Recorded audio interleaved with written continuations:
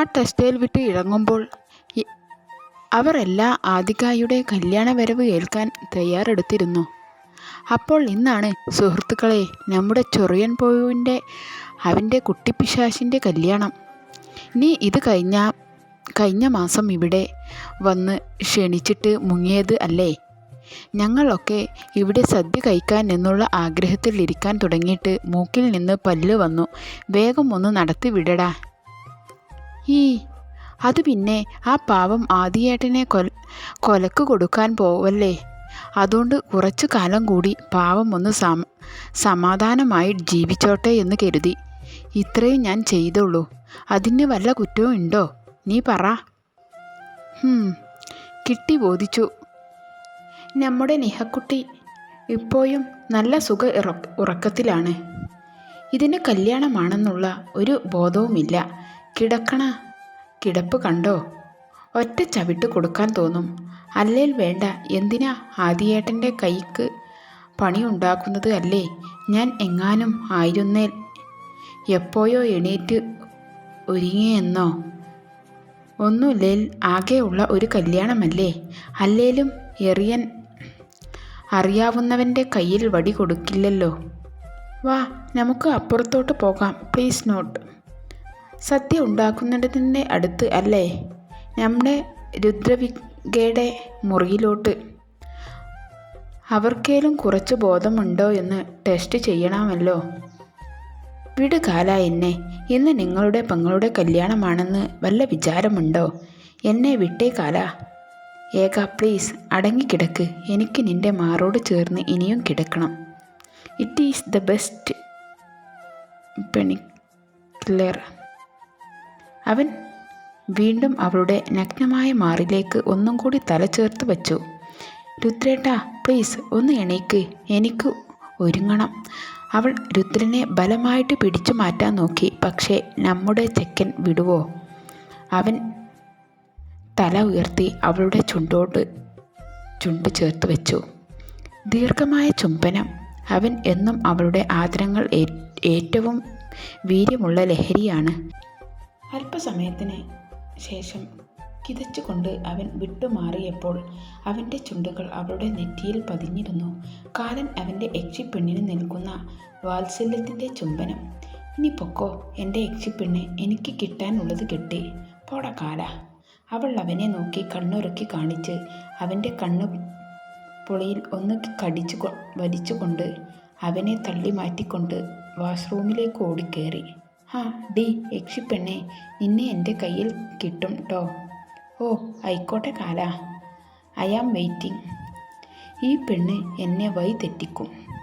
അവൾ വിളിച്ചു കൂവി.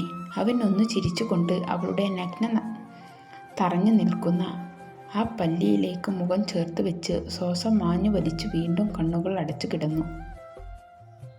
മതി പിള്ളാരെ ഒളിഞ്ഞു നോക്കിയത്. All of you get your close. കുറച്ച് സമയത്തിന് ശേഷം എങ്ങനെയൊക്കെയോ നമ്മുടെ ദേവു അമ്മയും ആരു അമ്മയും ആദുവും ഒക്കെ ചേർന്ന് നിഹയെ കുത്തിപ്പൊക്കി. ഇല്ലേൽ സദ്യ തീരുവെന്ന് പറഞ്ഞപ്പോൾ കൊച്ചിൻ്റെ ഉറക്കം എന്തൊക്കെയോ വഴിയിൽ പോയി. ഒന്നുമില്ലേലും സ്വന്തം കല്യാണത്തിന് ഫുഡ് നിഷേധിക്കപ്പെടുന്ന ആദ്യത്തെ കുട്ടി താനാവാൻ നമ്മുടെ നിഹ കൊച്ച് ആഗ്രഹിക്കുന്നില്ല. കുറച്ച് സമയത്തെ പരിശ്രമത്തിന് ശേഷം ബ്യൂട്ടീഷ്യൻ ചേച്ചി നല്ല താരപ്പൂവ് പോലെ വിരിഞ്ഞു നിന്നിരുന്ന നമ്മുടെ നിഹ കൊച്ചിൻ്റെ മുഖം ഏതോ അൾട്ടിമ പ്രോമാക്സ് പൂട്ടിയിൽ മുക്കിയെടുത്തു. എന്നാലും നമ്മുടെ കൊച്ചു സുന്ദരിയായിരുന്നു. ഒരു ദേവിയെപ്പോലെ ആ കാഞ്ചിപുരം പട്ടുസാരിയിൽ തിളങ്ങി. മിതമായ ആഭരണങ്ങളും അവളുടെ അഴക് കൂട്ടി. ഇതിൻ്റെ ഇടയിൽ കൂടി നമ്മുടെ ചെക്കൻ റൊമാൻസ് വർക്കൗട്ട് ആക്കാൻ നോക്കി. എങ്കിലും നമ്മുടെ ആദു നോക്കി പേടിപ്പിച്ചപ്പോൾ ചെക്കൻ ഡീസൻ്റായി. നമ്മുടെ ആദിയേട്ടൻ എന്നും എഴുന്നേൽക്കുന്നതിനേക്കാൾ മുന്നേ എണീറ്റൊരുങ്ങി. ചെക്കൻ ഒന്നുമില്ലേ, കുറച്ച് ബോധമുണ്ട്, സമാധാനം. നല്ല വൈറ്റ് മുണ്ടിലും ഷർട്ടിലും ചെക്കൻ കിടുക്കൻ ലുക്കായിരുന്നു. അതിൻ്റെ ഫലമായിട്ട് ചെക്കൻ്റെ കല്യാണമാണെന്ന് പോലും ഓർക്കാതെ കുറേ പിടക്കോയി ചോര ഉറ്റുന്നുണ്ടായിരുന്നു. നോക്കണ്ട ഉണ്ണി, ആ പിടക്കോയികളുടെ കൂട്ടത്തിൽ ഞാനില്ല. അങ്ങനെ കുറച്ചു സമയത്തിന് ശേഷം ഇരു വീട്ടുകാരും നിമിഷങ്ങൾ ഇടവിട്ട് അമ്പലത്തിൽ എത്തിച്ചേർന്നു. രണ്ടുപേരും കാറുകളിൽ നിന്നും ഇറങ്ങിയപ്പോൾ ഒരു നിറഞ്ഞ പുഞ്ചിരി പരസ്പരം കൈമാറി. രണ്ടുപേരും കൈകൾ കോർത്തു പിടിച്ച് ഭഗവാന്റെ മുന്നിൽ പോയി കൈകൂമ്പി പ്രാർത്ഥിച്ചു. പുതിയ തുടക്കത്തിനായി. അവരുടെ ചുറ്റും കൂടി നിന്നവരെല്ലാം ഇത്രയും പ്രാർത്ഥനയായിരുന്നു. പ്രത്യേകിച്ചും രുദ്രേട്ടൻ്റെ ആദുവിൻ്റെയും മുഖം സന്തോഷം കൊണ്ട് തുടുത്തിരുന്നു. അവർ പരസ്പരം കണ്ണ് ചിമ്മി കാണിച്ചു. അതേസമയം തന്നെ പ്രാർത്ഥിച്ചു കഴിഞ്ഞ് ആദിയും നിഹയും ഇവരെ നോക്കി കണ്ണുറുക്കി. ചുറ്റും കൂടി നിന്നവർക്ക് ഒന്നും കൂടി വെളിപ്പെടുത്തുക ആയിരുന്നു അവരുടെ സൗഹൃദത്തിൻ്റെ ആഴം. കല്യാണം ലഘുവായിട്ട് നടത്താൻ ഉദ്ദേശിച്ചതിനാൽ തന്നെ അടുത്ത ബന്ധുക്കൾ മാത്രമേ അമ്പലത്തിലുള്ളതായിരുന്നു. പക്ഷേ അത് കഴിഞ്ഞ് ഗ്രാൻഡായിട്ട് ഉള്ള റിസപ്ഷൻ അറേഞ്ച് ചെയ്തിരുന്നു. അങ്ങനെ 11നും 11:15 ഇടയ്ക്ക് ഒരു ശുഭമുഹൂർത്തത്തിന് ആദി അവൻ്റെ പേര് കൊത്തിയ താലി നിഹയുടെ കഴുത്തിൽ കെട്ടി. സിന്ദൂരം അണിയിച്ചു. കൂടെ കവിളിൽ ഫ്രീ ആയിട്ടൊരു ഉമ്മയും. സന്തോഷം കൊണ്ട് ആരും അമ്മയുടെ ശ്രീധർ അച്ചടും കണ്ണുകൾ നിറഞ്ഞു. തുടർന്ന് സദ്യയും കഴിഞ്ഞ് അവരെല്ലാം മടങ്ങി. നമ്മുടെ നിഹ കൊച്ച് സ്വന്തം കല്യാണമാണെന്ന് പോലും ഓർക്കാതെ നല്ല പോലെ പോളിംഗ് ആയിരുന്നു ട്ടോ. നിങ്ങൾക്ക് വേണമെങ്കിൽ തല്ല് കൂടാതെ എടുത്ത് കഴിച്ചേക്കണേ. പിന്നെ പായസം കിട്ടിയില്ല, പപ്പടം കിട്ടിയില്ല, സാമ്പാർ കിട്ടിയില്ല എന്ന് ഇനക്കുട്ടിയെ എന്നെന്നും പരാതി പറഞ്ഞില്ലേ, കേട്ടല്ലോ. തുടർന്ന് ആദിനെ നിഹയും കൊണ്ട് പോയത് ആദി പണിത വീട്ടിലേക്കായിരുന്നു. അന്ന് ഇവർ സെറ്റായ ദിവസം ആരേലും ഓർക്കുന്നുണ്ടോ? രേവു അമ്മ ആരതിയെ ഉയിഞ്ഞ് നിലവിളക്കും കൊടുത്ത് നിഹയെ ഉള്ളിലേക്ക് കയറ്റി. അവളും നിറഞ്ഞ പ്രാർത്ഥനയോടെ സന്തോഷത്തോടെ വലതുകാൽ വെച്ച് ഉള്ളിലേക്ക് കയറി വിളക്ക് പൂജാമുറിയിൽ വെച്ചു. പിന്നെ മധുരം വെപ്പും തുടർന്നുള്ള ചടങ്ങുകളും കഴിഞ്ഞു ഒന്ന് വിശ്രമിച്ചതിന് ശേഷം വൈകുന്നേരത്തേക്ക് ഉള്ള റിസപ്ഷൻ തിരക്ക് ആയിരുന്നു. ഇതിൻ്റെ ഇടയിൽ കൂടി നമ്മുടെ ചെറിയൻ അമ്മായി, സോറി ജലജ അമ്മായി, നമ്മുടെ നിഹ കൊച്ചിൻ്റെ സ്വർണം അളക്കാൻ വന്നെങ്കിലും ആദുവിൻ്റെ ഉരുട്ടലിന് പേടിച്ച് പോയി. അല്ലേലും അന്നത്തെ അടിയുടെ ചൂട് പെട്ടെന്ന് മറക്കൂലല്ലേ. കിടുക്കൻ രീതിയിലുള്ള ഫോട്ടോഷൂട്ടും റിസപ്ഷനുമായിരുന്നു അവിടെ നടന്നത്. അതിനുശേഷം രുദ്രൻ്റെ കുടുംബവും ശ്രീ അച്ഛനും ആരു അമ്മയും മടങ്ങി പോയി. അവർ പോയപ്പോൾ തന്നെ നമ്മുടെ നിഹ കൊച്ചിൻ്റെ മുഖം പതിയെ മാറാൻ തുടങ്ങി. അല്ലെങ്കിലും അത് അങ്ങനെയാണല്ലോ. എത്ര സ്നേഹമുണ്ടെന്ന് പറഞ്ഞാലും 10-15 വർഷം ജീവിച്ച സ്ഥലത്ത് നിന്ന് മാറ്റി നടുക ആണല്ലോ. പക്ഷേ നമ്മുടെ ആദിയുടെ ചേർത്ത് നിർത്തൽ കൊച്ചിന് സമാധാനമായി. ഇനി മുതൽ ആ വീട്ടിൽ എറണാകുളത്ത് തന്നെ ഉണ്ടാവും എന്ന് വാക്കു കൊടുത്തു. അപ്പോഴേ തന്നെ കൊച്ച് ഡബിൾ ഹാപ്പി. രേവു അമ്മേ, ഇതൊക്കെ വേണോ? രേവു അമ്മ, ഇതൊക്കെ ഒരു ആചാരമല്ലേ മോളെ. അമ്മക്ക് നല്ല ക്ഷീണം. ഈ സാരി ഒന്ന് വേഗം കൊടുത്ത്, അല്ലേ നല്ല പിട കിട്ടും ട്ടോ. രേവു അമ്മ എങ്ങനെ ഒക്കെയോ സാരി ഉടുപ്പിച്ച് പാലും കൊടുത്ത് നമ്മുടെ നിഹ കൊച്ചിനെ ഉന്തിയും തള്ളിയും വിട്ടു. നമ്മുടെ നിഹ കൊച്ചല്ലേ, അതിന് പ്രത്യേകിച്ച് നാണമൊന്നുമില്ലാത്തത് കൊണ്ട് ഒരു കൂസലുമില്ലാതെ ആദിയുടെ റൂമിലേക്ക് കയറിപ്പോയി. പിന്നെ നേരത്തെ രേവുവും അമ്മയുടെ അടുത്ത് കാണിച്ചതും വെറും പ്രശംസനം. അവൾ പാലും കൊണ്ട് വെച്ചിട്ട് ആ റൂം മുഴുവൻ നോക്കി. അവൾക്ക് വല്ലാത്തൊരു ശാന്തതയും ഭംഗിയും ആ മുറിക്ക് തോന്നി. വളരെ മനോഹരമായിട്ട് തന്നെ റെഡ് റോസ് ബെറ്റൽസും കൊണ്ട് ബെഡ് അലങ്കരിച്ചിരുന്നു. അവൾ അതിലേക്ക് കണ്ണും നൊട്ടു നോക്കി നിന്നിരുന്നു. ഒരു കള്ളച്ചിരി അവളുടെ ചുണ്ടിൽ മിന്നി മാഞ്ഞു. ആദി ഒരിക്കൽ ഈ റൂമിൽ അവളെ കൊണ്ടുവന്നപ്പോൾ പറഞ്ഞ കാര്യം ഉള്ളിൽ കൂടി പോയി. അതിൻ്റെ പ്രതിഫലം ആണ് ഈ ചിരി. ഈ മുറിയാണ് നമ്മുടെ സ്വർഗം, നമ്മുടെ മാത്രം. ആദി രാത്രിയിൽ വിയർത്തൊട്ടി എൻ്റെ മാറോട് നീ ചേർന്ന് കിടക്കുമ്പോൾ പതിയെ നിന്റെ ചെവി കടിച്ച് വലിച്ച് എനിക്ക് പറയണം, നിഹ ഈ ആദിയേട്ടൻ്റെ മാത്രമാണെന്ന്. മറ്റൊന്നിനും എന്നേക്കാൾ ഉപരി നിന്റെ മുകളിൽ സ്ഥാനമില്ലെന്ന്. അപ്പോൾ നീ എന്നെ ഒന്നുകൂടി വരിഞ്ഞു മുറുക്കി എൻ്റെ ചുണ്ടിൽ ചുംബിക്കണം. മറ്റു ആർക്കും നീ നിൽക്കാത്ത ചുംബനം. ആ വാക്കുകൾ ഓർത്തുകൊണ്ട് അവൾ ഫോൺ എടുത്ത് ആദിയുടെ ഫോട്ടോയിലേക്ക് നോക്കി. എവിടെ ആദിയേട്ടാ നിങ്ങൾ? നിങ്ങളെ കാത്ത് ഞാൻ എത്ര നേരം കൊണ്ട് ഇരിക്കുവാണെന്ന് അറിയാവോ? Yes, today is your special day. നമ്മുടെ ആഗ്രഹിച്ച, നമ്മളുടെ സ്വപ്നം കണ്ട നമ്മുടെ ദിവസം. ഈ വർത്താനം കേട്ടോണ്ടാണ് നമ്മുടെ ആദിക്കുട്ടിനെ അകത്തേക്ക് വന്നത്. ഈശ്വര, ഇവൾക്ക് വട്ട എന്ന് തോന്നുന്നു. ഇനി എന്നെ തേച്ചിട്ട് വേറെ വല്ലവരെയും നോക്കാൻ പ്ലാൻ ഉണ്ടോ? എന്തോ ബുദ്ധിയും വെളിവുമില്ലാതിൻ്റെ കൂടെ ജീവിക്കാൻ തുടങ്ങുക. നീയേ തുണ. ഒരു ഇൻഷുറൻസ് പോലുമില്ല. അവൻ പതിയെ അവളുടെ അടുത്തേക്ക് വന്ന് അവളുടെ ഫോണിലുള്ള അവൻ്റെ ഫോട്ടോ നോക്കിയാണ് കൊച്ചിൻ്റെ കലാപരിപാടി എന്ന് മനസ്സിലായപ്പോൾ അവൻ്റെ ചുണ്ടിൽ ഒരു ചിരി വിരിഞ്ഞു. അവൻ പതിയെ അടുത്തേക്കിരുന്ന് അവളുടെ വായ് പൊത്തിപ്പിടിച്ച് വയറിൽ ചുറ്റിപ്പിടിച്ചു. ഹാ, പേടിക്കണ്ട, ആദിയേട്ടൻ്റെ കരച്ചിലാ. നമ്മുടെ കൊച്ചിനെ കുറ്റം പറഞ്ഞിട്ട് കാര്യമുണ്ടോ? പുറകിൽ നിന്ന് വന്ന് പേടിപ്പിക്കാൻ നോക്കിയിട്ട് അല്ലേ മുട്ടുവെച്ച് വയറ്റിൽ ഒന്ന് കൊടുത്തേ. സോറി ആദിയേട്ടാ, ഞാൻ പെട്ടെന്ന് പേടിച്ചപ്പോൾ ചെയ്തതാ. എന്നെ പുറകിൽ നിന്ന് പേടിപ്പിച്ചിട്ട് അല്ലേ. ഒന്ന് വിളിച്ചൂടായിരുന്നോ? നിന്നെ ഒന്ന് ഞെട്ടിക്കാം എന്ന് വിചാരിച്ചിട്ട് അല്ലേ. അപ്പോൾ ഞാൻ ശരി. ഇങ്ങനെ പോയാൽ നിന്റെ കൊച്ചുങ്ങൾക്ക് അച്ഛൻ ഉണ്ടാവില്ലല്ലോടോ. ഞാൻ തട്ടിപ്പോവും. ആദിയേട്ടൻ നേരത്തെ പറഞ്ഞ ലൈഫ് ഇൻഷുറൻസ് ഒന്ന് എടുത്തു വെക്കണേ, നല്ലതാ. സോറി ഏട്ടാ, ഇനി ഞാൻ ചെയ്യില്ല. സാരില്ല, പോട്ടെ. അവൻ അവളെ ആശ്വസിപ്പിച്ചിട്ട് എന്നിട്ട് കൊച്ചിൻ്റെ മുഖം വാടിയിരുന്നു. അത് മനസ്സിലായി ആദി അവളെ വലിച്ച് മടിയിലേക്കിട്ടു. എന്താടി കുട്ടിപ്പിശാശെ, നിനക്കൊരു സങ്കടം? ഇന്ന് നമ്മുടെ ഫസ്റ്റ് നൈറ്റ് അല്ലേ? പോടാ ചൊറിയൻ പുഴു. അപ്പോൾ നമുക്ക് തിരിച്ചു വന്നല്ലേ. ഒന്ന് പോ ആദിയേട്ടാ. Niha, I love you. അവൻ അവളെ ചേർത്ത് പിടിച്ച് നെറ്റിയിൽ ചുണ്ടമർത്തി. അവളും അവനെ ചുറ്റിപ്പിടിച്ചു. Niha, I need you. അതിന് മറുപടി പറഞ്ഞത് അവളുടെ ചുണ്ടുകൾ അവൻ്റേതിൽ ചേർത്തുകൊണ്ടാണ്. ആ രാത്രി അവരുടെ ആയിരുന്നു. അവൾക്ക് സ്വന്തം ആയത് എല്ലാം അവളുടെ പ്രാണൻ നൽകി.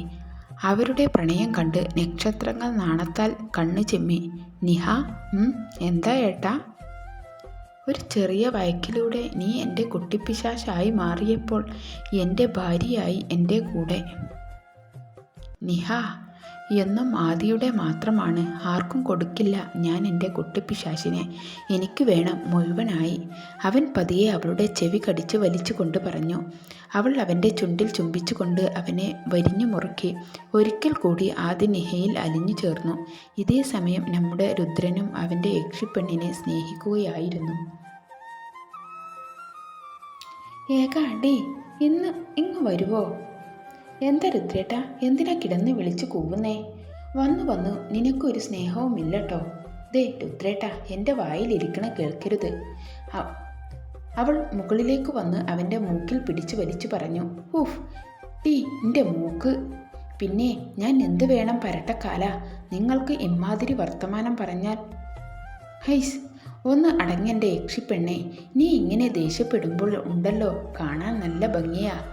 അവൻ അവളുടെ ഇടുപ്പിൽ പിച്ചിക്കൊണ്ട് പറഞ്ഞു. ഛി രുദ്ര. അവൾ തിരിഞ്ഞു നിന്ന്. അവൻ അവളുടെ കയ്യന്മേൽ പിടിച്ചു വലിച്ച് മടിയിലേക്ക് ഇട്ടു. അവൾ അവൻ്റെ മുഖത്തേക്ക് കണ്ണിമ വെട്ടാതെ നോക്കിക്കൊണ്ട് ഇരുന്നു. അവൻ്റെ മുഖം പതിയെ അവളിലേക്ക് ചാഞ്ഞു. എന്നാൽ അതിൻ്റെ ഇന്നലെ പുണരുന്നതിൻ്റെ മുമ്പ് രണ്ട് കൊഞ്ചിക്കൊണ്ട് ഉള്ള വിളികൾ കേട്ട് അവർ പരസ്പരം അടർന്നു മാറി ഡോറിലേക്ക് നോക്കി. അച്ചമ്മേ. അത് നമ്മുടെ രുദ്രൻ്റെ ആദ്യൻ്റെ പ്രൊഡക്ട്സ് ആയിരുന്നു. 4 വയസ്സുള്ള എന്ന അച്ചുമോനും. അച്ഛൻ്റെ കലിപ്പ് ഉണ്ടല്ലോ. അവൻ അമ്മമോനാണ്. 2 വയസ്സുള്ള. അച്ഛൻ്റെ കലിപ്പും അമ്മയുടെ കുറുമ്പും ഉണ്ടല്ലോ. അച്ഛൻ മോളാണ് എന്ന കുഞ്ഞിയും ആയിരുന്നു. നമ്മുടെ മക്കൾ പൊളിയാടി. എപ്പോഴും കറക്റ്റ് സമയത്ത് തന്നെ വരും. അവൻ അവളുടെ ചെവിയിലേക്ക് മുഖം അടുപ്പിച്ച് പറഞ്ഞു. അവൾ കണ്ണുറക്കി മുഖം പൊത്തി ചിരിച്ചു. ഈ പെണ്ണ്. അവൻ നെഞ്ചത്ത് കൈവച്ച് പറഞ്ഞു. ഈ അച്ഛയും അമ്മയും കുഞ്ഞിപ്പെണ്ണും അങ്ങനെ കാണിച്ചു. അപ്പോഴാണ് അവരുടെ മറന്നുപോയ 2 പ്രോപ്പർട്ടീസിനെ പറ്റി അവർ ഓർക്കുന്നത്. ആദവും രുദ്രനും അവരെ 2 പേരും അടുത്തു വിളിച്ചു. അച്ഛൻ്റെയും അമ്മയുടെയും മക്കൾ ബായോ. അച്ചു ഓടി വന്നു ആദുവിൻ്റെ മടിയിലേക്ക് കയറി. അതുപോലെ കുഞ്ഞ് രുദ്രൻ 2 പേരുടെയും കുഞ്ഞിക്കവിളിൽ ഉമ്മ കൊടുത്തു. അവർ 2 പേരും പൊട്ടിച്ചിരിച്ചു. അവരുടെ ഈ സന്തോഷം കണ്ടുകൊണ്ട് ഇരുന്ന ആദിയുടെ മനസ്സിൽ സന്തോഷം നിറഞ്ഞു. അവളുടെ മനസ്സ് കുറച്ച് പുറകിലേക്ക് സഞ്ചരിച്ചു. ആദിയുടെ കല്യാണം കഴിഞ്ഞ പിറ്റേ ദിവസത്തിലേക്ക് അവളുടെ കണ്ണു ചെറുതായി നിറഞ്ഞു. ബെസ്റ്റ്. ഇനി എന്തോ ശബ്ദം കേട്ടാണ് ആദു കണ്ണു തുറക്കുന്നത്. കണ്ണു തുറന്ന് നോക്കിയപ്പോൾ കണ്ടു നല്ല ചുള്ളനായി ഒരുങ്ങി നിൽക്കുന്ന രുദ്രേട്ടനെ. രുദ്രേട്ടാ, നിങ്ങൾ ഇത് രാവിലെ എങ്ങോട്ട് പോവാ?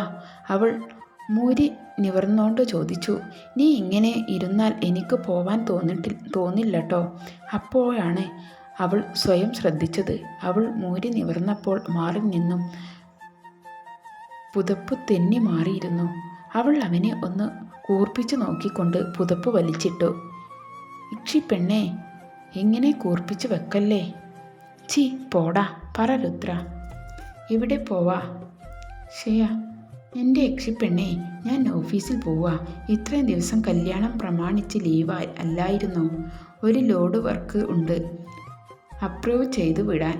അവൻ അവളുടെ അടുത്തേക്ക് വന്ന് ചുണ്ടിൽ അമർത്തി മുത്തിക്കൊണ്ട് പറഞ്ഞു. അവളും അവൻ്റെ കവിളിൽ അമർത്തി ഉമ്മ വെച്ചു. എൻ്റെ പെണ്ണ്, വേഗം എഴുന്നേറ്റ് പോയി ഫ്രഷായി വല്ലതും കഴിക്ക്. ഇപ്പോൾ നിനക്ക് കഴിക്കാൻ ഭയങ്കര മടിയായിട്ടോ പെണ്ണേ. അവൻ അവളുടെ മൂക്കിൽ പിടിച്ച് ഒന്ന് വലിച്ചു വിട്ടു. ഷേ, എൻ്റെ മൂക്ക്. രുദ്രേട്ടൻ്റെ പോയിട്ട് വാ, ഞാൻ കഴിച്ചോളാം. അങ്ങനെ രുദ്രൻ അവിടെ നിന്ന് പോയി. ഏകയും ഫ്രഷായി താഴേക്ക് ചെന്നു. മോളെ ആദു, ഒന്നിങ്ങു വന്നേ. എന്താ അച്ഛാ? മോൾ കണ്ണടച്ചു. എന്നിട്ട് കൈ നീട്ടി. ഒരു സമ്മാനം തരാം, വേഗം അടക്ക്. എന്താ അച്ഛാ? അവൾ ഒന്ന് ചിണുങ്ങിക്കൊണ്ട് കണ്ണടച്ചു. ദേവച്ചൻ കയ്യിൽ ഒരു എൻവലപ്പ് കൊടുത്തു. അവൾ പതിയെ കണ്ണു തുറന്ന് അത് പൊട്ടിച്ചു നോക്കി.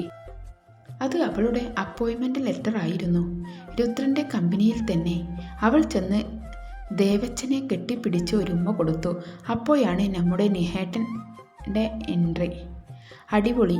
ഇനി ഇതുങ്ങളുടെ 2ൻ്റെയും റൊമാൻസ് പാവം ഓഫീസിലുള്ള കൂടി സഹിക്കാമല്ലോ ദേവി. എന്നെ വിളിച്ചോ മോളെ നീ? ദേ അമ്മ, ചളി അടിക്കല്ലേ. ഈ ദുരന്തം എപ്പോൾ ലാൻഡി അമ്മേ? ആദിയേട്ടൻ ഇവളുടെ ചളി സഹിക്കാൻ വയ്യാതെ ഇവിടെ കൊണ്ട് വിട്ടേ. പൊടി. ആദിയേട്ടൻ എമർജൻസി വന്നു പോയതാ ഹോസ്പിറ്റലിൽ, അതുകൊണ്ട് എന്നെ ഇവിടെ വിട്ടതാ. മോളെ, നീ ഇന്ന് തന്നെ ജോയിൻ ചെയ്തോ. അവൻ ഒന്ന് സർപ്രൈസ് ആവട്ടെ. നിഹ, മോളെ നീയും ജോയിൻ ചെയ്തോ. ഇന്ന് അപ്പോയിൻമെൻ്റ് ലെറ്റർ. അദ്ദേഹം വാത്സല്യത്തോടെ അവളെ അടുത്ത് വിളിച്ചു കൊടുത്തു. താങ്ക് യു അച്ഛാ, ഞാൻ എന്തായാലും ഇന്ന് ജോയിൻ ചെയ്യുന്നില്ല. ഇന്ന് ഭാര്യ തന്നെ പോയി ഭർത്താവിനെ ഞെട്ടിക്കട്ടെ. ഞാൻ നാളെ പോകുന്നുള്ളൂ. ആദു വന്നു നിഹയുടെ കവിളിൽ ഒരു ഉമ്മ കൊടുത്തു. ഒരുങ്ങി സന്തോഷത്തോടെ ഓഫീസിലേക്ക് പോയി. ദേവു അമ്മ, നോക്കിക്കോ മോളുടെ സന്തോഷം. അവരെല്ലാവരും പരസ്പരം ചിരിച്ചു. ആദു വണ്ടി ഓടിക്കുമ്പോഴും ഇനി എപ്പോഴും രുദ്രൻ്റെ ഒപ്പം ഇരിക്കാം എന്നുള്ള സന്തോഷമായിരുന്നു. അതുമാത്രമല്ല, അവളുടെ ഏറ്റവും വലിയ ടീം കൂടിയായിരുന്നു. പെട്ടെന്നാണ് അവളുടെ ഫോൺ ശബ്ദിച്ചത്. അതിൽ നിന്ന് കേട്ട വാർത്ത അവളെ തകർക്കാൻ പാകത്തിൽ ഉള്ളതായിരുന്നു. അവളുടെ കയ്യിൽ നിന്നും ഫോൺ താഴേക്ക് പോയി. രുദ്രൻ്റെ കാർ ഒരു വണ്ടിയിൽ ഇടിച്ചു എന്നായിരുന്നു അവൾ കേട്ടത്.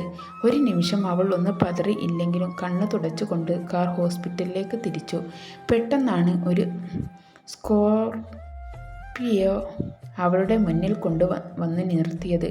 അവൾ ദേഷ്യത്തോടെ ഇറങ്ങിയതും ക്ലോരോഫോം ഉള്ള കോട്ടൺ അവളെ മണപ്പിച്ചിരുന്നു.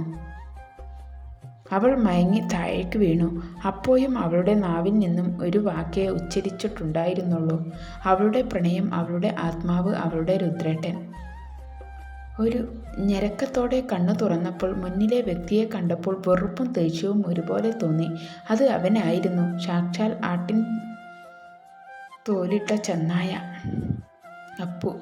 ആഹാ, കണ്ണേട്ടൻ്റെ മോൾ എഴുന്നേറ്റോ? ഏട്ടൻ കാത്തിരിക്കുകയായിരുന്നു. മോൾ പറഞ്ഞ പോലെ നമുക്ക് പോകണ്ടേ? നമ്മൾ സ്വപ്നം കണ്ട ലോകത്തേക്ക് നിനക്ക് ജീവിക്കണ്ടേ? ഈ കണ്ണേട്ടൻ്റെ പാതിയായി. ഇത് പറഞ്ഞുകൊണ്ട് അവൻ പൊട്ടിച്ചിരിച്ചു. ആദിവിന് അവനെ ചുട്ടരിക്കാൻ തോന്നി. എന്നാലും തൻ്റെ രുദ്രേട്ടൻ്റെ അവസ്ഥ ഓർത്തപ്പോൾ അവളുടെ കണ്ണുകൾ നിറഞ്ഞു. അവൾ അലറി, നിർത്തടാ, നീ എന്തിനാടാ കിടന്ന് അട്ടഹസിക്കുന്നത്? നീ എന്തുവാ പറഞ്ഞ്? കണ്ണേട്ടൻ്റെ പാതിയോ? ആടാ, ഞാൻ എൻ്റെ കണ്ണേട്ടൻ്റെ പാതി തന്നെയാ. എൻ്റെ രുദ്രേട്ടൻ്റെ പാതി. എൻ്റെ ആത്മാവിനെയും ശരീരത്തിനെയും മനസ്സിനെയും ഒരുപോലെ തൊട്ടറിഞ്ഞവൻ്റെ പാതി. നീ എന്ന ചെകുത്താൻ കാരണം ഞാൻ എൻ്റെ രുദ്രേട്ടനെ ഒരുപാട് വിഷമിപ്പിച്ചു. പക്ഷേ ഇന്ന് നിൻ്റെ മുന്നിൽ ഇരിക്കുന്നത് പഴയ ആദിക്ക് അല്ല, സാക്ഷാൽ രുദ്രേഷ് മഹാദേവൻ്റെ ഭാര്യ ആദി രുദ്രേഷാണ്. അതുകൊണ്ട് തന്നെ നിന്നെപ്പോലുള്ള ഒരു വിളച്ചിലും എൻ്റെ അടുക്കൽ നടക്കില്ല നിനക്ക്. പ്രണയത്തിൻ്റെ വില അറിയുവോ? അറിയായിരുന്നുവെങ്കിൽ നീ ഇമ്മാതിരി ചെറ്റത്തരം ഞങ്ങളോട് കാണിക്കില്ലായിരുന്നു. നീ ഇതിൽ നിന്നും എല്ലാം എന്തു നേടി?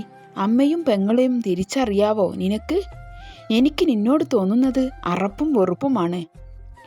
അപ്പു പാഞ്ഞു വന്ന് അവളുടെ കവിളിൽ കുത്തിപ്പിടിച്ചു. നിർത്തടി നിന്റെ രുദ്രൻ പാരായണം. അപ്പോൾ എൻ്റെ ഊഹം തെറ്റിയില്ല. എല്ലാം അറിഞ്ഞ ആദിക തന്നെ ആണ് അല്ലേ എൻ്റെ മുന്നിൽ? സാരമില്ല, നിന്റെ മറ്റവൻ ഇപ്പോൾ മുകളിലോട്ട് പോയിട്ടുണ്ടാവും. നീ കാരണം എനിക്കുണ്ടായ നഷ്ടങ്ങൾ ചെറുതൊന്നുമല്ല. പേടിക്കണ്ട നീ. അതിനെല്ലാം പകരം ചോദിച്ച് നിന്നെയും നിന്റെ മറ്റവൻ്റെ അടുത്തോട്ട് തന്നെ അങ്ങ് വിടും ഞാൻ. നിന്റെ മറ്റവൻ കാരണം ഞാനുമായിട്ടുള്ള കോടിക്കണക്കിനുള്ള ബിസിനസ്സിൻ്റെ ആണ് സബ് ക്യാൻസൽ ചെയ്തത്. അതിനു കാരണം നീ. അതുകൊണ്ട് തന്നെ ഇന്ന് നിന്റെ ശരീരം ഈ നിൽക്കുന്നവൻ എല്ലാം അറിയും. ഞാനും ഒന്നുമില്ലേലും ഞാനും കൊതിച്ചതല്ലേ ഒരുപാട്. അവൻ അവളിലേക്ക് മുഖം മടിപ്പിച്ചു കൊണ്ട് പറഞ്ഞു. അവൾ വെറുപ്പോടെ മുഖം തിരിച്ചു. എന്നാലും അവളുടെ മനസ്സിൽ അവളുടെ രുദ്രേട്ടനായിരുന്നു. മുൻപേ വന്ന ഫോൺ കോളും ഇപ്പോൾ അപ്പു പറഞ്ഞ കാര്യങ്ങളും ഓർക്കെ അവൾക്ക് സ്വയം നഷ്ടപ്പെടാൻ തുടങ്ങിയിരുന്നു. എന്നാലും അവളിലെ സ്ത്രീ അത്രമേൽ അപമാനിച്ചവൻ്റെ മുന്നിൽ തോൽക്കില്ല എന്നുള്ള നിശ്ചയവും അവൾ എടുത്തിരുന്നു. ഒരു സ്ത്രീ തീയാകുന്ന നിമിഷം. അപ്പു അവനിലേക്ക് മുഖം അടുപ്പിച്ചതും പെട്ടെന്നാണ് ഒരു ശബ്ദം കേട്ടത്.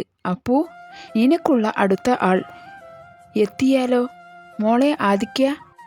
ആദുവിൻ്റെ ചുണ്ടുകൾ മൊഴിഞ്ഞു. അപ്പോൾ അമ്മയുടെ മോൾ അമ്മയെ മറന്നിട്ടില്ല അല്ലേ? അതെന്തായാലും നന്നായി. എനിക്കുള്ള പണി കുറഞ്ഞു കിട്ടി. മോനെ അപ്പു, നിന്റെ കലാപരിപാടികൾ നടത്തുന്നതിന് മുന്നേ ഞാൻ എൻ്റെ കാര്യം ചെയ്തു തീർത്തു പോയിക്കോളാം. അതിനെന്താ അമ്മേ? അമ്മ പോയി ചെയ്തോ? ആദിവിന് തല കറങ്ങുന്നത് പോലെ തോന്നി. അവളുടെ മനസ്സിലേക്ക് പല സംശയങ്ങളും കടന്നു വന്നു. അവൾ രണ്ടുപേരെയും നോക്കി. എന്താടി അസത്തെ നോക്കുന്നേ? നീ ആലോചിക്കുന്നത് എന്താണെന്ന് ഞാൻ പറയട്ടെ. ഈ നിൽക്കുന്ന ആദർശ് എൻ്റെ മകൻ തന്നെയാ, കീർത്തിയുടെ ചേട്ടൻ. കീർത്തി ആദുവിൻ്റെ അച്ഛൻ്റെയും സുഭദ്രയുടെയും മകൾ, ആദുവിൻ്റെ അനിയത്തി, എൻ്റെ ആദ്യ ഭർത്താവിലെ മകൻ. ഞാനാണ് ഇവനെ നിന്റെ അടുക്കൽ പറഞ്ഞയച്ചത്. നിന്റെ രുദ്രൻ്റെ ബന്ധം തകർക്കാൻ കൂട്ടുനിന്നത് എല്ലാം ഞാനാ. എനിക്കിഷ്ടമായിരുന്നു നിന്റെ അച്ഛനെ, പക്ഷേ അയാൾക്ക് ഇഷ്ടം പാർവതിയെ, നിന്റെ അമ്മയെ. തീർത്തു കളഞ്ഞതാ ഞാൻ. എൻ്റെ കൈകൊണ്ട് നേടിയതില്ലേ ഞാൻ നിന്റെ അച്ഛനെ. അപ്പോൾ അയാൾക്ക് കൂടുതൽ ഇഷ്ടം നിന്നെ, സ്വത്ത് എല്ലാം നിന്റെ പേരിൽ. അപ്പോൾ അവിടെ നിന്റെ രക്ഷകൻ എഴുന്നള്ളി. എൻ്റെ പ്ലാൻ എല്ലാം തകിടം മറിക്കാൻ സാക്ഷാൽ രുദ്രൻ. ആ കല്യാണം മുടക്കിയത് അവനാ. പറഞ്ഞിട്ട് കാര്യമില്ല. നിന്നെ സ്നേഹിക്കുന്നവർക്കൊക്കെ മരണമാണ് വിധി. ഇനി അടുത്തു നീ. അപ്പോൾ നിനക്കുള്ള മരണമണി മുഴങ്ങി. അതിനു മുന്നേ ഈ മുദ്രപത്രത്തിൽ ഒന്ന് ഒപ്പിടണം. നിന്റെ പേരിലുള്ള എല്ലാം അത് ഇനി എൻ്റെ പേരിലായിരിക്കും. കൂടുതൽ ബലം പ്രയോഗിക്കാനാണ് ഉദ്ദേശമെങ്കിൽ നീ ഇവിടെ നിൽക്കുന്ന എല്ലാവരോടും കയ്യിലെ ചൂടറിയാലോ. ഈ സുഭദ്രയെ ആദുവിന് എന്തു ചെയ്യണമെന്ന് അറിയില്ലായിരുന്നു. അമ്മയുടെ മരണം കൊലപാതകമായിരുന്നു എന്ന് അറിഞ്ഞതോടെ അവളുടെ സമനില തെറ്റാൻ തുടങ്ങിയിരുന്നു. ഞാനും അമ്മയും അച്ഛനും ഒപ്പമുള്ള നല്ല നിമിഷങ്ങൾ അവളുടെ ഉള്ളിൽ തെളിഞ്ഞു നിന്നു. അപ്പോഴും അവളുടെ മനസ്സ് മന്ത്രിക്കുന്നുണ്ടായിരുന്നു തൻ്റെ രുദ്രൻ തന്നെ തേടി വരുമെന്ന്. പെട്ടെന്നാണ് അവിടെയുള്ള ഡോർ തെറിച്ചു വീണത്. അവിടേക്ക് നോക്കി ആദുവിൻ്റെ കണ്ണുകൾ സന്തോഷം കൊണ്ട് നിറഞ്ഞു. അതെ, അവളുടെ മനസ്സ് മന്ത്രിച്ച അവളുടെ പ്രാണൻ, അവളുടെ പ്രണയം അവളെ തേടി വന്നിരിക്കുന്നു. ഒരു പ്രതിസന്ധിയിൽ കൈവിടില്ല എന്ന് അവൻ പറഞ്ഞ വാക്ക് അവൻ പാലിച്ചിരിക്കുന്നു. രുദ്രേട്ടാ, അവൾ അലറി വിളിച്ചു. ഏകമോളെ! അവൻ ഓടി വന്ന് അവളുടെ കെട്ടുകൾ മോചിപ്പിച്ചു.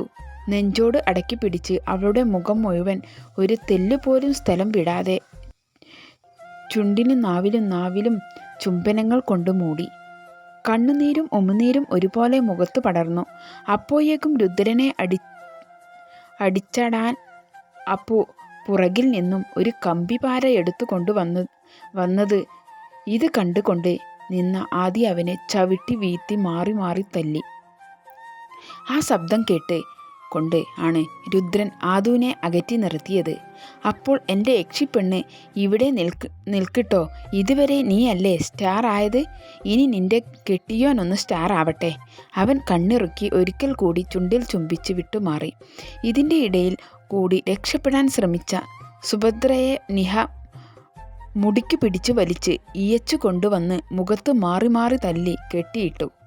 തൻ്റെ മുന്നിൽ നിൽക്കുന്നവരെ കണ്ട് സുഭദ്രക്ക് ഭൂമി പിളർന്ന് താഴേക്ക് പോയാൽ മതിയെന്ന് തോന്നി. കീർത്തിയും കൃഷ്ണച്ചയും ആയിരുന്നു. കീർത്തിയുടെ മനസ്സിൽ ആതിഥ്യം വെറുപ്പുണ്ടായിരുന്നു. കീർത്തി അച്ഛനെ കെട്ടിപ്പിടിച്ച് കരഞ്ഞു. ആദവും ഓടി വന്ന് നെഞ്ചിലേക്ക് വീണു. ആ അച്ഛൻ രണ്ടു മക്കളെയും നെഞ്ചോട് ചേർത്ത് പിടിച്ച് താനും തൻ്റെ പർവ്വവും കടന്നുപോയ പ്രണയകാലം മനസ്സിലാക്കി വന്നു. ആ പതിവിൻ്റെ കാമുകൻ്റെ ഭർത്താവിൻ്റെയും മനസ്സങ്കടം കൊണ്ട് തളം കെട്ടി. താൻ ഒരു പരാജയമായിരുന്നു എന്ന് മനസ്സിലാക്കി അദ്ദേഹത്തിൻ്റെ കണ്ണുകൾ നിറഞ്ഞു തുളുമ്പി. സുഭദ്രയുടെ തല കുറ്റബോധത്തിൽ കുനിഞ്ഞു. നിഹ അവരെ നോക്കി പുച്ഛിച്ചു ചിരിച്ചുകൊണ്ട് ആദുവിനെ വന്ന് ചേർത്ത് പിടിച്ചു. അപ്പോഴേക്കും രുദ്രതാണ്ഡവൻ അതിൻ്റെ മൂർച്ഛന്യ അവസ്ഥയിൽ എത്തിയിരുന്നു. തൻ്റെ അഗ്നി മുന്നിൽ ഉള്ളവരെ ചുറ്റിരിക്കുന്ന അവനെ കണ്ടിട്ട് ഒരു വോള ആദുവിന് പോലും പേടി തോന്നിപ്പോയി. അപ്പുവിനെ നെഞ്ചിലേക്ക് അവൻ്റെ ഇടിവള കൈവിരലുകളിൽ ചുറ്റി രുദ്രൻ്റെ ഇടിക്കുമ്പോൾ അവൻ്റെ ജീവൻ അവസാനിപ്പിക്കുവാൻ അവൻ കേണു. പക്ഷേ രുദ്രൻ്റെ ഉള്ളിൽ അസുരൻ അതിൻ്റെ എല്ലാ ശക്തിയും യുടെയും കൂടെ പുറത്തു വന്ന് എന്ന് ആദിക്ക് മനസ്സിലായിരുന്നു. കാരണം തന്നേക്കാൾ അവനെ മനസ്സിലാക്കിയിട്ടുള്ള ഒരു സുഹൃത്ത് അവൻ ഇല്ലായിരുന്നു. ആ പവിത്രമായ ബന്ധം എല്ലാവർക്കും അസൂയ നിറഞ്ഞതായിരുന്നു. എന്താടാ പന്ന മോനെ വിചാരിച്ചത്, ഒരു ലോറി കൊണ്ട് എന്നെ അങ്ങ് തീർക്കാമെന്നോ? നടക്കില്ലടാ പട്ടി. അത് നിന്റെ എല്ലാ പ്ലാനും മുൻകൂട്ടി കണ്ടവനാ ഞാൻ. എൻ്റെ രോമത്തിൽ തൊടാൻ പോലും നീ വളർന്നിട്ടില്ലട്ടോടാ നായെ. എത്ര ശക്തിയിൽ നീ എന്നെ ചവിട്ടി താഴ്ത്തിയാലും നോക്കിയാലും പുനർജനിക്കും ഈ രുദ്രൻ അവൻ്റെ ഏകയ്ക്കു വേണ്ടി. ആദുവിൻ്റെ കണ്ണുകൾ തിളങ്ങി. രുദ്ര ദാണ്ഡവത്തിൽ നിന്നും തൻ്റെ ശരീരത്തിൽ നുറുങ്ങാൻ ഒരു എല്ല് പോലും ബാക്കിയില്ലെന്ന് ഓർക്കെ അപ്പു വേദനയിൽ നിലവിളിച്ചു. പക്ഷേ അവൻ്റെ നിലവിളി രുദ്രൻ അവനെ തീർക്കാൻ ഉള്ള ആവേശം കിട്ടാതെയുള്ള കാരണം. തൻ്റെ പെണ്ണ് അനുഭവിച്ച വേദന അത്രമാത്രമായിരുന്നു. ആദിയുടെ അടി കൊണ്ട് ബാക്കിയുള്ള എല്ലാ ഗുണ്ടകളും ജീവൻ കൊണ്ട് ഓടിയിരുന്നു. ഇനിയും തല്ലിയാൽ തീർന്നു പോവുമെന്ന് മനസ്സിലായി ആദി അവനെ പിടിച്ചു മാറ്റാൻ ശ്രമിച്ചു. വിട് ആദി, എന്നെ തീർക്കും ഞാൻ ഈ പന്ന മോനെ. ഒരിക്കലും ഒരവസരം കൊടുത്ത ഈ മോൻ രുദ്രൻ്റെ ജീവിതത്തിൽ കയറി കളിക്കില്ലെന്ന് പറഞ്ഞതാ. കേട്ടില്ല അവൻ. ഇനിയും അവൻ ജീവിക്കാൻ യോഗ്യതയില്ല. എത്രയോ പെൺകുട്ടികളെ ഈ ദുഷ്ടൻ കൈകൊണ്ട് ഇല്ലാതെയാക്കിയവനാ ഇവൻ ഞാൻ തീർക്കും. ഏക വന്നു അവനെ മുറുകെ പുണർന്ന് അവൻ തിരിച്ചു. കീർത്തി, രുദ്രേട്ടാ, ഏട്ടൻ കൊല്ലരുത് ഇവനെ കൊല്ലാൻ അവകാശം എനിക്കാണ്. ഒരു പെങ്ങളെപ്പോലെ കാണേണ്ടിയ എന്നെ കേറിപ്പിടിച്ച് നീചനാണ് ഇവൻ. എല്ലാവരും ഞെട്ടി. കീർത്തിയെ നോക്കി അവൾ സത്യമാണ് എന്നുള്ള രീതിയിൽ തലയാട്ടി. സുഭദ്രയുടെ കണ്ണുകൾ വീണ്ടും നിറഞ്ഞു. തൻ്റെ ഏറെ സ്നേഹിച്ച മക്കൾക്ക് ഇങ്ങനെ ഒരു അവസ്ഥ ഉണ്ടായെന്ന് അറിഞ്ഞപ്പോൾ. എന്തേ, നിങ്ങളുടെ കണ്ണുകൾ നിറയുന്നുണ്ടോ? ഒരു അമ്മ എന്ന നിലയിൽ നിറയണം, കുറ്റബോധത്തിൽ നിറയണം. എൻ്റെ പെണ്ണും ഇതേ അവസ്ഥയിലൂടെ തന്നെ കടത്തിവിടാൻ നോക്കിയ സ്ത്രീയല്ലേ നിങ്ങൾ? നിങ്ങൾക്കുള്ള ശിക്ഷ എൻ്റെ ഏക വിധിക്കും, അവളുടെ അമ്മയെ തീർത്തതിന് ഉൾപ്പെടെ. അപ്പോഴും ഏക അവനെ ചൂട്ടിപ്പിടിച്ച് തന്നെ നിൽക്കുകയായിരുന്നു. ഏക മോളെ, നിനക്ക് കൊടുക്കേണ്ടത് എന്താണ് എന്ന് വെച്ചാൽ ചെയ്യാം. അവളുടെ കണ്ണിൽ അഗ്നി നിറഞ്ഞു. അവൾ സുഭദ്രയുടെ അടുത്തേക്ക് പാഞ്ഞു. അവളുടെ കണ്ണിലെ അഗ്നി കണ്ട് സുഭദ്രയുടെ കണ്ണുകൾ ഭയത്താൽ വിറച്ചു. അപ്പോഴും രുദ്രൻ്റെ ചുണ്ടിൽ ഒരു പുഞ്ചിരി തെളിഞ്ഞു നിന്നിരുന്നു. മോളെ കീർത്തി, അമ്മ രക്ഷിക്കാൻ പറയടാ, അവർ നിലവിളിച്ചു. അമ്മയോ, നിങ്ങളോ? ആ വാക്ക് പറയാൻ എന്ത് യോഗ്യതയാണ് നിങ്ങൾക്കുള്ളത്? ഞാനും മാധു ചേച്ചിയുടെ ഉപദ്രവിക്കാൻ കൂട്ടുനിന്നിട്ട്, പക്ഷേ നിങ്ങൾ ഉള്ളിൽ ഇത്രയും വിഷമുണ്ടെന്ന് അറിഞ്ഞ നിമിഷം അത് അവിടെ തീർന്നു. എനിക്കിനി അമ്മയില്ല, അച്ഛനേ ഉള്ളൂ. അവൾ പൊട്ടിക്കരഞ്ഞുകൊണ്ട് പറഞ്ഞു. സുഭദ്ര തകർന്നടിഞ്ഞിരുന്നു. അവൻ ചെയ്തത് കൂട്ടിയ പാപം ഒരിക്കൽ അവർക്ക് ഈ അവസ്ഥ കൊണ്ട് വരുമെന്ന് അവർ ചിന്തിച്ചിരുന്നില്ല. ആദു അവരുടെ കവിളിൽ മാറി മാറി തല്ലി. അവരുടെ കരച്ചിൽ അവളുടെ മനസ്സ് തണുപ്പിച്ചില്ല. അവളുടെ ഉള്ളിൽ അവളുടെ അമ്മയുടെയും രുദ്രൻ്റെയും മുഖങ്ങൾ മാത്രം ഉണ്ടായിരുന്നുള്ളൂ. നിങ്ങൾ എന്നെയും അത്രയും ഉപദ്രവിച്ചിട്ടുണ്ടെങ്കിലും ഞാൻ ക്ഷമിച്ചിട്ടുണ്ടേ. പക്ഷേ എൻ്റെ അമ്മേനെ കൊന്ന നിങ്ങളോട് ഞാൻ ക്ഷമിക്കില്ല. അവൾ അവരെ തല്ലിക്കൊണ്ട് പൊട്ടിക്കരഞ്ഞുകൊണ്ട് അവിടെയിരുന്നു. അവരുടെ ചുണ്ടുകൾ പൊട്ടി ചോര വന്നുകൊണ്ടിരുന്നു. രുദ്രൻ വന്ന് അവളെ തന്നോട് ചേർത്ത് പിടിച്ചു. കീർത്തി അവിടെ കിടക്കുന്ന കമ്പിപ്പാര എടുത്ത് ഞെരുങ്ങിക്കൊണ്ട് കിടന്ന അപ്പുവിൻ്റെ മേൽ അടിക്കാൻ തുടങ്ങിയതും അവിടെ 2 വെടിയൊച്ച ഉയർന്നു കേട്ടു. സുഭദ്രയുടെ അപ്പുവും കൊല്ലപ്പെട്ടു. ആർക്കും അതിൽ തെല്ലു വിഷം തോന്നിയില്ല. അവർ എല്ലാം ഞെട്ടി അങ്ങോട്ട് നോക്കി. രുദ്രൻ്റെ ആദിയുടെയും മുഖത്ത് പുഞ്ചിരി നിറഞ്ഞു. രുദ്ര, വാടാ കിച്ചു, വന്നപ്പോളെ മനസ്സ് എൻട്രി ആണല്ലോ മോനെ. എങ്ങനെ കൊല്ലാതിരിക്കുവടാ? ഞാൻ ഈ പന്ന മോളെ മോനെ, എൻ്റെ അനിയത്തിയെ കൊന്നത് ഇവരാ. ഇവൻ്റെ കരുത്തിലാണ് എൻ്റെ കുഞ്ഞിനെ പിച്ചി ചീന്തിയത്. കാഴ്ചക്കാരിയായി ഇരുവരും. അത് ആര് പാപം ചെയ്താലും ഒരിക്കലും ഒരു വിധി അവരെ തേടിയെത്തിയിരിക്കും. കീർത്തിയുടെ തല വീണ്ടും കുനിഞ്ഞു. തൻ്റെ അമ്മയും ചേട്ടനും എന്ന ജന്മങ്ങളെക്കുറിച്ച് ഓർത്തു. നിങ്ങൾ എങ്കിൽ പൊക്കോ. ഇതിൻ്റെ പേരിൽ ഒരു കേസും നിങ്ങൾക്ക് തേടി വരില്ല. ഞാൻ വേണ്ടത് ചെയ്തോളാം. ഇത്രയെങ്കിലും ഞാൻ ചെയ്യേണ്ടേ എൻ്റെ പൊന്നുമോൾക്ക് വേണ്ടി? അവൻ കരഞ്ഞു പോയിരുന്നു. രുദ്രൻ ആദിയും അവനെ ചേർത്ത് പിടിച്ചു. കീർത്തി ഒരിക്കൽ കൂടി അവളുടെ അമ്മയെ നോക്കി പൊട്ടിക്കരഞ്ഞുകൊണ്ട് അവിടെ നിന്നോടി. നിഹ പുറകെയും. ആദി കൃഷ്ണനച്ഛനും ചേർത്ത് പിടിച്ചുപോയി രുദ്രൻ ആദുവിനെയും. അവളുടെ കണ്ണിൽ നിന്നും ഒരു തുള്ളി കണ്ണുനീർ വീണപ്പോഴാണ് കുഞ്ഞുങ്ങളെ കളിപ്പിച്ചോണ്ടിരുന്ന രുദ്രൻ ഏകയെ ശ്രദ്ധിക്കുന്നത്. എന്തിനാ യക്ഷിപ്പെണ്ണെ കരയുന്നേ? ഒന്നുമില്ലേട്ടാ, ഞാൻ പഴയതൊക്കെ ഓർക്കുകയായിരുന്നു. എൻ്റെ അമ്മേനെ കൊന്നത് അല്ലേ അവർ? ഹേയ് വീട് പെണ്ണേ, നിനക്ക് ഞാനില്ലേ? നമുക്ക് മക്കളില്ലേ? നീ ഹാപ്പിയല്ലേ ഇപ്പോൾ? ഒരുപാട് ഹാപ്പിയാണ് എൻ്റെ കാല. അവൾ അവൻ്റെ നെഞ്ചിലേക്ക് ചാഞ്ഞു. പെട്ടെന്ന് തന്നെ ചാടി എണീക്കുകയും ചെയ്തു. എന്തുവാ പെണ്ണെ, കിടക്കവിടെ. ദേ മനുഷ്യ, എൻ്റെ വായിൽ ഇരിക്കണ കേൾക്കരുത്. ഇന്ന് കീർത്തിയുടെ കല്യാണമാണെന്ന് അവളുടെ പുന്നാര ആങ്ങള മറന്നോ? ഓ അതാണോ? അതിന് ഇനിയും സമയമില്ലേ പെണ്ണെ? എൻ്റെ പെങ്ങളുടെ കല്യാണം ആരെക്കാളും നന്നായിട്ട് എനിക്ക് ഓർമ്മയുണ്ട്. താൻ പോടോ കാല. അവൾ രുദ്രനെ ബെഡിലേക്ക് തള്ളിയിട്ട് കൊണ്ട് മക്കളെ കൂടി ഫ്രഷ് ആവാൻ കയറി. രുദ്രനും ആ കാഴ്ച കണ്ട് ചിരിച്ചുകൊണ്ട് ബെഡിലേക്ക് ചാഞ്ഞു. അതെ, ഇന്നാണ് നമ്മുടെ കീർത്തിയുടെ അവളുടെയും കിച്ചുവിൻ്റെയും കല്യാണം. സംശയിക്കേണ്ട. നിങ്ങൾ ഉദ്ദേശിച്ച ആൾ തന്നെയാ കിരൺ സഗർ IPS. എന്നെയൊക്കെ വേണേൽ പറയാം. ആദ്യമൊക്കെ കിച്ചു ഒന്ന് വിയർത്തെങ്കിലും നമ്മുടെ കീർത്തി മോളെ കിച്ചു ഏട്ടൻ വളച്ചു കുപ്പിയിലാക്കി. അങ്ങനെ 12:10 ഇടയിലുള്ള ശുഭമുഹൂർത്തത്തിൽ കിച്ചു അവൻ്റെ പാതിയെ താലി കെട്ടി. സ്വന്തമാക്കി. കീർത്തിയുടെ കവിളിൽ ഒരു അഡാർ കിസ് കൊടുക്കാൻ ചെക്കൻ മറന്നില്ല. എല്ലാവരും പരസ്പരം നിറഞ്ഞ പുഞ്ചിരി സമ്മാനിച്ചു. വളരെ ഉത്സാഹത്തോടെ തന്നെ ആദിയും രുദ്രനും നിഹയും ആദവും എല്ലാ കാര്യങ്ങളും ഓടി നടന്ന് ചെയ്തിരുന്നു. കല്യാണം കഴിഞ്ഞ് അവർ പോയത് കിച്ചുവിൻ്റെ വീട്ടിലേക്കാണ്. അവിടെ കിച്ചൻ്റെ അമ്മയും ആരതിയും ഒഴിഞ്ഞു വിളക്ക് കൊടുത്ത് കീർത്തിയെ മരുമകളാക്കി. ശേഷം മുദ്രനും ആദിയും കുടുംബവും യാത്ര തിരിച്ചു. കീർത്തി കരയാൻ തുടങ്ങി. എങ്കിലും കിച്ചൻ ചേർത്ത് പിടിക്കലിൽ അവളുടെ സങ്കടം കുറഞ്ഞു. എല്ലാവരും രുദ്രൻ്റെ വീട്ടിലേക്കാണ് തിരിച്ചത്. ആദിയും ഇവരുടെ കൂടെ കൂടി. നാളെയും പോകുന്നുള്ളൂ എന്ന് തീരുമാനിച്ചു. ഇപ്പോൾ കൃഷ്ണച്ചൻ ഇവരുടെ കൂടെയാണ്. രുദ്രൻ അദ്ദേഹം സ്വന്തം അച്ഛനെ പോലെ തന്നെയാണ്. എല്ലാവരും പോയി ഫ്രഷായി ആവ് മക്കളെ. ആ അമ്മേ. പിള്ളേർ സെറ്റ് എല്ലാം ഫ്രഷായി വന്നു. രുദ്രൻ്റെ മുറിയുടെ ബാൽക്കണിയിൽ ഇരിക്കുകയാണ് നമ്മുടെ ആദിയും നിഹയും രുദ്രനും ആദവും. രുദ്രൻ ആദുവിനെ നെഞ്ചോട് ചേർത്ത് പിടിച്ചു ഇട്ട് ആദി നിഹയുടെ മടിയിൽ തലവെച്ച് കിടക്കുവാണ്. അവർ കീർത്തനെ വിളിച്ച് കാര്യങ്ങളൊക്കെ അന്വേഷിച്ചു. തങ്ങളുടെ പെങ്ങൾ ഹാപ്പിയാണെന്ന് അറിഞ്ഞപ്പോൾ അവരും ഹാപ്പിയായിരുന്നു. അങ്ങനെ കീർത്തി മോളുടെ കല്യാണം നടന്നു. അല്ലടാ? ആടാ കിച്ചു, നല്ല പയ്യനാ. നമ്മൾ മോള് ഹാപ്പി ആയിരിക്കും.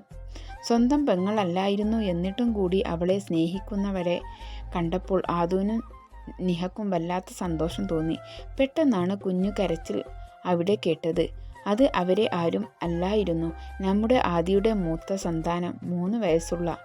എല്ലാവരും ആഹിമോൾ, അവർക്ക് ഒരു മോൻ കൂടി ഉണ്ട് ട്ടോ, ഒരു 1/2 വയസ്സുള്ള. എല്ലാവരും ആദിമോൻ. ആഹി. മോൾ പിണങ്ങിക്കൊണ്ടുവന്ന് ആദിയുടെ നെഞ്ചിൽ കിടന്നുകൊണ്ട് രുദ്രനെ പരാതി പറഞ്ഞു. അമ്പടാ, നീ എൻ്റെ മോളെ കടിച്ചോടാ? എന്തിനാ അച്ചു നീ മോളെ കടിച്ചത്? സംശയം എന്ത്? അഹങ്കാരം നിങ്ങളുടെ അല്ലേ മോൻ? അച്ഛേ അമ്മേ, ആ കണ്ണനില്ലേ, അവൻ റിയയുടെ കവിളിൽ തൊട്ടു. അതോണ്ടാ ഞാൻ ഉമ്മ വെച്ചത്. എല്ലാവർക്കും അവൾ ആഹി ആണേലും അവൻ അവൾ റിയ ആണ്. അതുപോലെ എല്ലാവർക്കും അവൻ അച്ചു ആണേലും ആഹിക്ക് അവൻ രുദ് ആണ്. കൊള്ളാലോ അച്ചുവേ. ദേ 2 പേരും സോറി പറഞ്ഞു കൂട്ടായി. 2 പേരും ചിരിച്ചുകൊണ്ട് കെട്ടിപ്പിടിച്ചുകൊണ്ട് അവിടെ നിന്ന് പോയി. രുദ്രനും ആദിയും പരസ്പരം നോക്കി ഒന്ന് ചിരിച്ചു. ആദിൻ്റെ ഭാവിയിൽ 2 പേരും മരുമകൾ കണ്ടുപിടിച്ച് എന്നുള്ള ഒരു ദ്വാര ഇല്ലാതെ ഇല്ല. പെട്ടെന്നാണ് അകത്ത് നിന്നും ആത്രി മോൻ്റെ കരച്ചിൽ കേട്ടത്. ആദിയും നിഹയും അവരുടെ ബൈ പറഞ്ഞ് പരസ്പരം കൈകോർത്ത് അവരുടെ മുറിയിലേക്ക് പോയി. പുറകെ പോവാൻ നിന്ന ഏകയെ അവൻ വലിച്ചു നെഞ്ചിലേക്കിട്ടു. എന്താ മോനെ കാല, ഒരു കള്ളനോട്ടം? ഏയ്, ഞാൻ എൻ്റെ യക്ഷിപ്പെണ്ണിനെ ഒന്ന് നോക്കി ഇരുന്നേ അല്ലേ. ഹോ, അത് പോട്ടെ. നേരത്തെ പോയ ആ 2 എണ്ണം ഭാവിയിൽ നമ്മളെ കടത്തി വെട്ടാൻ ചാൻസ് ഉണ്ടെന്ന് തോന്നുന്നു. അവൻ അവൻ്റെ നെഞ്ചിലേക്ക് ഒന്നും കൂടി ചാഞ്ഞു കൊണ്ട് പറഞ്ഞു. ഒരിക്കലില്ല ഏക, രുദ്രൻ്റെ പ്രണയം പോലെ. അത് മാത്രമുള്ളൂ അവൻ്റെ ഏകയോട് ഉള്ള നിസ്വാർത്ഥത സ്നേഹം. അതിനെ കടത്തി വെട്ടാൻ ആർക്കും കഴിയില്ല, നമ്മുടെ മക്കൾക്ക് പോലും. രുദ്രദിക, അതുപോലെ അതുമാത്രം മതി. അത് അങ്ങനെ നിൽക്കട്ടെ. ഏക അവൻ്റെ ചുണ്ടുകൾ കവർന്നെടുത്ത് തിരിച്ച് അവനും അടങ്ങാത്ത പ്രണയത്തോടെ അവൻ്റെ യക്ഷിപ്പെണ്ണിനെ ചേർത്ത് പിടിച്ച് ചുംബിച്ചു. ഒരിക്കലും ആർക്കും ഒരു ജന്മത്തിലും അവൻ്റെ ഏകയെ വിട്ട് കൊടുക്കില്ല എന്ന് പറയാതെ പറയുന്നുണ്ടായിരുന്നു.